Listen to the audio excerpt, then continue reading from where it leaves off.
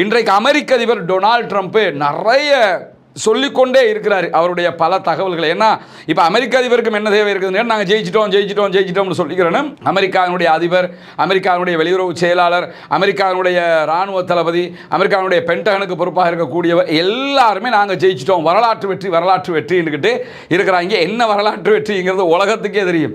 அவன் இதுவரைக்கும் ஹொர்முஸை மூடி வச்சிருக்கிறான்.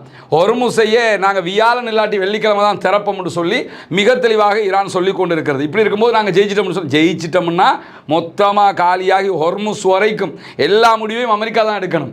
ஆனால் எல்லா முடிவையும் ஈரான் எடுத்துக்கிட்டு இருக்கா, நாங்கள் ஜெயிச்சுக்கிட்டு இருக்கிறோம்னு சொல்லி சொல்கிறாங்க.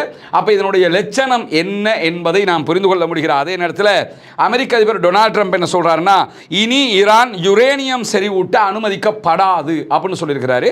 ஈரான் சொல்லியிருக்கக்கூடிய அந்த யுத்த நிறுத்த பேச்சுவார்த்தை ஒப்பந்தத்தில் இனிமேல் எங்களுக்கு யுரேனியத்தை செறிவூட்டுவதற்கான வாய்ப்பு கிடைக்க வேண்டும், அது எவ்வளவு செறிவூட்டுவது என்பதை நம்ம பேசி முடிவெடுத்துக்கலாம் அப்படின்னு சொல்லியிருக்கிறாங்க. ஆனால் இன்றைக்கு அமெரிக்க அதிபர் சொல்லும்போது யுரேனியம் செறிவூட்டுவதற்கு வாய்ப்பு தரமாட்டோம் அப்படின்னு சொல்கிறார்.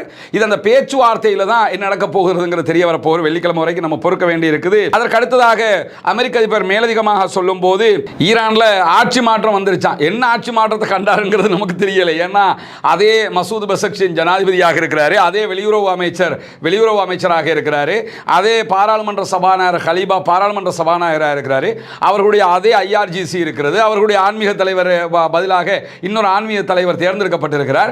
இதெல்லாம் இருக்கும்போது ஆட்சியை மாற்றிட்டோம்ங்கிறாரு. இது கம்பி கட்டுற கதைன்னா உலகமாக கம்பி கட்டுற கதை. உலகத்திற்கே தெரியும் இப்போ ட்ரம்ப் யாருன்னு சொல்லி அந்த அடிப்படையில் கடந்து போயிடுவாங்க. எனவே நாங்கள் ஆட்சி மாற்றத்தை ரொம்ப பயனுள்ள மாதிரி கொண்டு வந்திருக்கிறோம் ஈரானுக்குள்ள.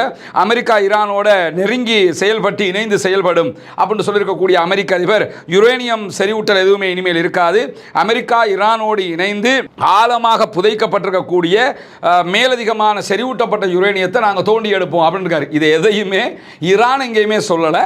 அமெரிக்க அதிபர் டொனால்ட் ட்ரம்ப் ஊடகங்கள் கேட்க என்ன பண்ணுறாருன்னா, ஆமாம் செறிவூட்டப்பட்ட யுரேனியத்தை என்ன செய்ய போகிறீங்க, நாங்கள் எடுத்துக்கிடுவோம், நாங்கள் அப்படி பண்ணிடுவோம் இப்படி பண்ணிடுவோம்னு சொல்லிக்கொண்டே இருக்கிறார். அது நடக்கும்போது தான் நம்ம புரிந்து கொள்ள வேண்டியிருக்கக்கூடிய சூழலில் இதற்கு இடையில் நான் சொன்னேன், அமெரிக்க அதிபர் என்ன செய்வார்னா ரொம்ப சீரியஸாக பேசிக்கிட்டு வருவார். இடையில் என்ன பண்ணுவார்னா சிரிப்பு காட்டுற வேலையும் பார்த்துருவார். அந்த மாதிரி என்ன பண்ணிட்டாருன்னு கேட்டால், ஈரானுக்கு ஆயுதங்களை விற்கக்கூடிய நாடுகள் மீது 50% வரி விதிக்கப்படும் அப்படின்னு இருக்கிறாரு.